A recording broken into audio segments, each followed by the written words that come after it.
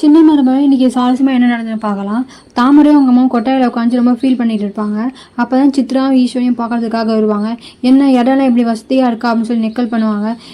எனக்கு எவ்வளோ திமிரு இருந்தால் நானும் எங்கள் அம்மாவும் தாமரை கல்யாணத்துக்காக ஒரு புடவை எடுத்து வச்சோம், அதையே மாற்றிருப்பீங்க, உங்களுக்கு எவ்வளோ திமிரு இருக்கும். அதுவும் இல்லாமல் பாட்டியும் பெரியமாவும் நான் வந்து தமிழ்ச்செல்வர் பூஜைக்கு போகிறேன் அப்படின்னு சொல்லும்போது நீங்கள் என்ன சொன்னீங்க, எவ்வளோ திமுறா, நீங்கள் யாருமே இந்த கல்யாணத்துக்கு தேவையில்லை, எனக்கு எங்கள் அண்ணனுடைய தயவு இருந்தால் மட்டும் போதும்னு எங்ககிட்ட எவ்வளோ நெக்கலாக பேசியிருப்பீங்க. நான் எங்ககிட்ட எங்களுடைய உதவி வேறும்போது எங்கள் கூட கூட்டணி வச்சுட்டு அதுக்கப்புறம் உங்களுக்கு வேற ஒருத்தவங்க உதவி வந்தோடனே எங்களை எடுத்து தெரிஞ்சு பேசுனீங்களே, அதனால தான் இப்போ நீங்கள் இந்த நிலைமையில் இருக்கீங்க அப்படின்னு சொல்லி சித்ரா திட்டுவாங்க.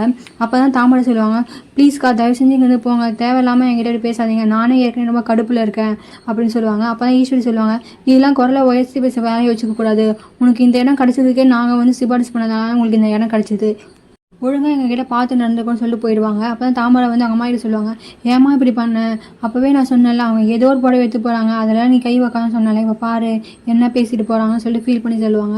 அப்போ தான் தமிழ்ச்செல்வி வந்து வீட்டுக்கு போகிறதுக்காக கிளம்பிடுவாங்க. ஆனால் வயிற்றில் வந்து துணியை கட்டாமல் வந்து நிற்பாங்க.